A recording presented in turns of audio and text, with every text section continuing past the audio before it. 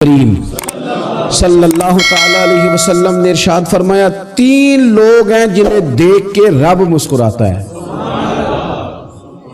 یا رسول اللہ صلی اللہ علیہ وسلم وہ کون کون سے؟ تو محبوب فرمانے لگے ایک وہ بندہ ساری مخلوق سوئی ہے، آدھی رات ہے، رات کا پچھلا پہر ہے، اس نے اٹھ کے وضو کر لیا، مصلی پہ کھڑا ہو گیا خدا کی یاد میں، فرمایا اسے دیکھ کے رب مسکراتا ہے جو اس کی شان کے لائق ہے۔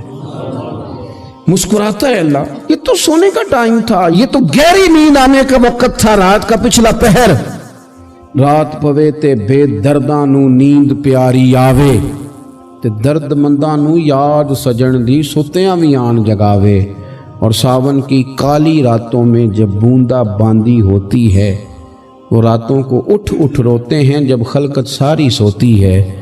اللہ مسکراتا ہے۔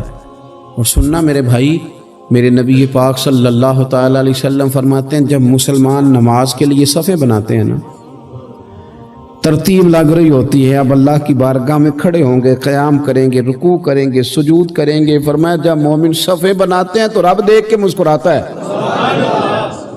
مسکراتا ہے۔ کمال ہو گئے عروج بندگی کا، جب بندے کو دیکھ کے رب مسکرائے، خدا بندے سے خود پوچھے بتا تیری رضا کیا ہے، مسکراتا ہے۔ اور میرے نبی پاک علیہ السلام فرماتے ہیں جب مجاہد جہاد کے لیے صفیں سیدھی کرتے ہیں، آج تو یہ رب کے نام پہ مرنے ہی آ گئے، یہ صفوں میں کھڑے ہوں گے، ترتیب سے لڑیں گے، ترتیب سے گلا کاٹیں گے کافروں کا یا شہادت لیں گے۔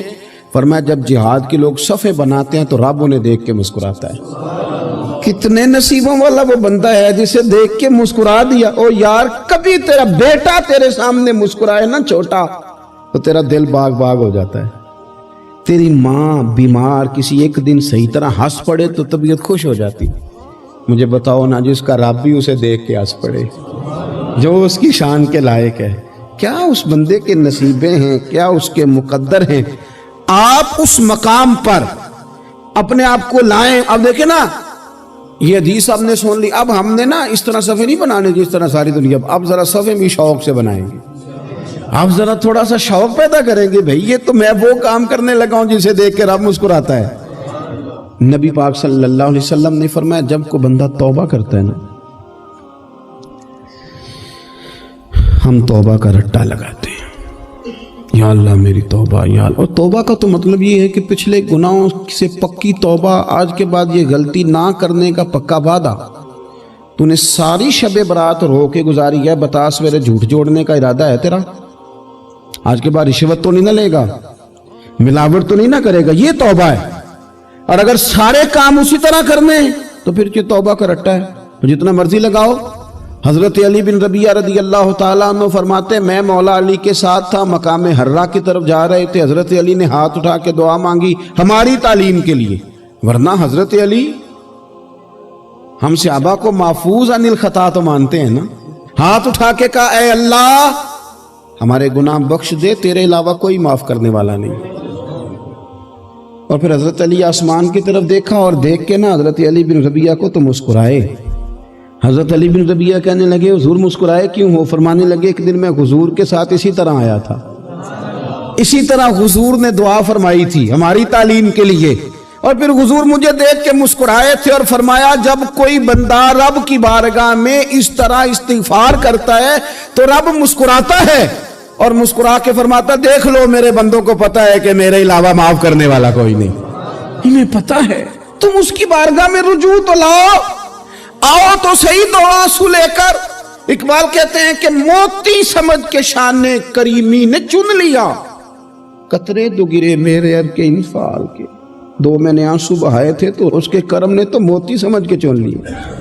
سنو نا حضور اس استغفار کو، اللہ کو یار رات کو توبہ کر کے سونا چاہیے ہمیں، کچھ غلطیاں ہم کرنا نہیں چاہتے پر ہم سے ہو جاتی ہیں، کچھ دل ہم توڑنا نہیں چاہتے پر وہ ٹوٹ جاتے ہیں، ہماری مجبوری ہوتی ہے ٹوٹ جاتے ہیں۔ رات کو اس کی بارگاہ میں ہاتھ باندھ کے کشکول طلب دراز کر کے خوب استغفار پڑھنا چاہیے کہ مالک بندے ہیں نا کیا کریں، نفس کا ساتھ ہے، دنیا کا ساتھ ہے، خواہشات نفسانیہ، مالک معاف کر دے۔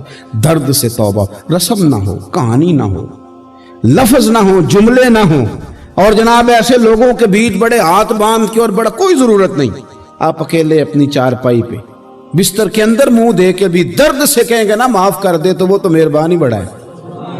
میرے نبی پاک صلی اللہ علیہ وسلم مثال دیتے ہیں، فرمایا ایک آدمی صحرا میں جا رہا، صحابہ سے حضور خطاب کر رہے ہیں، فرمایا ایک آدمی صحرا میں جا رہا تھا، اس نے اپنی اونٹنی پہ کھانا پانی پیسے ہر چیز رکھی ہوئی تھی، صحرا تھا بہت بڑا، درمیان صحرا کے گیا تو تھوڑا سا سستانے کے لیے آرام کرنے کے لیے اونٹنی سے نیچے اترا، اب اس نے اونٹنی کی لگام اونٹنی کی نکیل اپنے سرہانے کے نیچے رکھی، ہاتھ کے ساتھ پکڑی اور سو گیا۔ تھوڑی ہی دیر کے بعد جب اس کی آنکھ کھلی تو دیکھا اونٹنی غائب ہے۔ صحرا میں وہ پیدل نہ آگے جا سکتا ہے نہ پیچھے جا سکتا ہے، نہ دائیں نہ بائیں، کھانے کو روٹی نہیں، پینے کو پانی کا قطرہ نہیں، تھوڑا ادھر بھاگا ادھر بھاگا، تھک گیا۔ کریم محبوب فرماتے ہیں وہ پوری طرح نڈھال ہو گیا اور مایوس ہو گیا، معاذ اللہ، مایوس ہو کے دوبارہ اسی جگہ آ کے لیٹ گیا جہاں پہلے لیٹا تھا، انتظار کرنے لگا کہ اب موت ہی آئے گی، آخری وقت ہے، اب نہ میں پیدل یہ صحرا کراس کر سکتا ہوں، نہ پیچھے جا سکتا ہوں، نہ کھانا ہے نہ پانی ہے، سوائے موت کے کوئی سہارا نہیں۔ حضور فرماتے ہیں وہ رستے میں دوبارہ لیٹ گیا، اچانک اس نے رخ بدلا تو اونٹنی سامنے کھڑی تھی۔ حضور نے صحابہ سے پوچھا بتاؤ نا اسے بھلا کتنی کو خوشی ہوگی؟ یا رسول اللہ جسے نئی زندگی مل گئی ہے۔ آپ دیکھیں نا سارے ڈاکٹروں نے کہہ دیا کہ اس کے تو گردے معدہ جگر ہر چیز ختم ہے، گھر لے جاؤ خدمت کرو، ہر طرف پریشانی ہے۔ وہ بندہ بھی سمجھ گیا ہے کہ آخری وقت آ گیا، کل جاؤں پرسوں جاؤں، تیاری ہو گئی، سب لوگ آ گئے، باہر والے بھی آ گئے، یہ ماحول ایک عجیب رنگ اختیار کر گیا۔ اچانک ایک ڈاکٹر نے آ کے کہا نہیں غلطی لگ گئی تھی۔ مجھے بتائیے انداز کیا ہوتا ہے؟ بغیر دوائی کے بندہ اٹھ کے کھڑا نہیں ہو جاتا، میں تو بچ گیا ہوں۔ نبی پاک صلی اللہ علیہ وسلم فرمانے لگے اس کی اونٹنی مل گئی، بتاؤ بھلا اسے کتنی خوشی ہوگی؟ یا رسول اللہ وہ تو دوبارہ دنیا میں آ گیا۔ حضور فرمانے لگے اسے کچھ بھی خوشی نہیں ہوئی۔ جب کوئی رب کا گناہگار بندہ آ کے توبہ کرتا ہے، رب کو اس سے کئی گنا زیادہ خوشی ہوتی ہے۔ میرا بندہ آ گیا ہے، میرا بندہ آ گیا ہے، میرے گھر آ گیا۔ اس نے آنسو بہائے ہیں، اس نے کہا اللہ میں تیرا ہی ہوں، تیرا ہی رزق کھاتا ہوں، تیری ہی زمین پہ رہتا ہوں، تیرے نام سے میری سانسیں چلتی ہیں۔ وہ آ گیا۔ فرمایا اس اونٹنی والے سے زیادہ رب کو خوشی ہوتی ہے جب گناہگار آ کے توبہ کرتے۔ گناہگاروں کے آنسو اس کی بارگاہ میں بڑے مقبول ہیں، لیکن ہم رسم ادا کرتے ہیں، توبہ نہیں کرتے۔ ہم اپنے آپ کے ساتھ دھوکہ کرتے ہیں، جھوٹ بولتے ہیں۔ ہم بندہ کوئی ناراض ہو جائے تو ہمیں کو نہیں نیند آتی، اس کے گھر چلے جاتے ہیں۔ ہم اپنے سارے رشتوں کو تعلقات کو مینٹین کر کے رکھنے کے عادی ہیں۔ ہمیں پتہ ہے کہ وہاں میں نہیں جا سکا تو بیٹا بھیجتا ہوں، فلاں شادی پہ میں نہیں جا سکا تو بھتیجا بھیجتا ہوں، بھائی بھیجتا ہوں، ہر تعلق کا ہم نے خیال رکھا کوئی روٹھ نہ جائے۔ لیکن کمال ہے نا، یہ نہیں سوچا کہ اگر رب روٹھ گیا تو جب وہ روٹھ جائے نا تو سارے رشتے بھی بندے کے پاس موجود ہوں تو کوئی کرامت نہیں ہوتا، پھر کروڑوں روپیہ جیب میں ہوں تو ڈاکٹروں کی دوائیاں اثر نہیں کرتی۔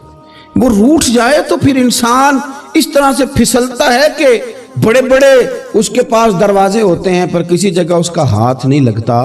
خدا را سنو، نبی پاک صلی اللہ علیہ وسلم کے پاس مہمان آ گیا، بخاری مسلم ہے۔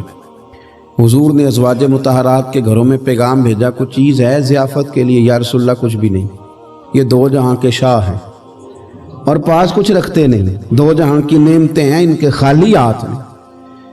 یا رسول اللہ کوئی چیز بھی نہیں۔ حضور نے صحابہ کے مجمع پہ نظر ڈالی، یا رسول اللہ صلی اللہ علیہ وسلم حکم ہو، تو حضور فرمانے لگے تم میں سے کوئی بندہ ہے جو اسے گھر لے جائے روٹی کھلائے؟ ایک صحابی اٹھے فوراً، حضور میں لے کے جاتا ہوں کھانا کھلاتا ہوں۔ فرماتے ہیں میرے گھر میں صرف بچوں کا کھانا تھا، یہ نہیں کہ فریزر بھرا ہوا ہے نعمتوں سے، صرف بچوں کا کھانا۔ یہ نہیں کہ کسی کو دیکھ کے اپنی ہنڈیا پہ برتن دے لیا، صرف بچوں کا کھانا۔ کہتے ہیں گھر گیا، بیوی سے کہا کیا کیفیت ہے؟ کہنے لگی بچوں کی روٹی ہے۔ میں نے کہا بچے سلا دے، صبح ناشتہ کر لیں گے۔ تو کہنے لگی آپ کیا کھائیں گے؟ تو میں نے کہا نہ میں کھاؤں گا نہ تو کھائے گی، مہمان جو نبی پاک کا ہے۔ کہا اچھا اب ذرا تجویز دیکھو میاں بیوی کی سوجھی آپس میں. کہتے ہیں کھانا لگا دینا کیونکہ ایک آدھ بندے کا کھانا ہے. اپنی غربتوں کا ہر جگہ اظہار کرنا, رونا رونا. یہ دیکھو غربت کیسے چھپائی جا رہی. اس کو کہا نہیں کہ چل تو تھوڑا رحم کھا, تو آیا ہے تو تھوڑا رحم کھا, یہ نہیں کہا اٹھ کے نا تو کھانا رکھنا اور اٹھ کے نا چراغ ٹھیک کرنے کے بہانے بجھا دینا. ہم دنیا والوں کے سامنے کیوں اپنے دکھ بیان کریں؟ ہم جو کہیں گے رب رسول کی بارگاہ میں کہیں گے. تو نا چراغ ٹھیک کرنے کے بہانے. اہلیہ اٹھی, کھانا دینے کے بعد چراغ ٹھیک کرنے کے بہانے بجھا دیا. خامد بھی ہاتھ چلاتے رہے, بیوی کبھی برتن رکھتی کبھی اٹھاتی, پتہ چلے کہ کھانا کھا رہے ہیں, کھانا کھایا جا رہا ہے. کہتے ہیں مہمان پیٹ بھر کے کھانا کھا گیا. یہ کام ہوا رات کے اندھیرے میں, اس وقت ہوا جب چراغ بھی بند تھا, اس وقت ہوا جب کوئی دیکھنے والا نہیں تھا, کسی پڑوسی کو بھی خبر نہیں تھی. فرماتے ہیں صبح کے اجالے میں اس مہمان کو لے کے مسجد نبوی میں نے قدم رکھا تو نبی کریم نے فرمایا رات جو تم نے کام کیا ہے نا اسے دیکھ کے میرا رب بڑا مسکرایا ہے, اللہ بڑا مسکرایا ہے. اللہ تر دامنی پہ شیخ ہماری نہ جائیے, ہم دامن نچوڑ دیں تو فرشتے وضو کریں. یہ شان ہے صحابہ کی. نبی کریم علیہ السلام نے فرمایا رب رات مسکرایا تیرا یہ انداز دیکھ کے, اور اس نے قرآن نازل کیا وَيُكْسِرُونَ عَلَىٰ أَنفُسِهِمْ وَلَوْ كَانَ بِهِمْ خَصَاصَةٌ. کچھ لوگ وہ ہیں جنہیں بڑی بھی ضرورت ہو تو دوسروں پر اثار کر دیتے ہیں.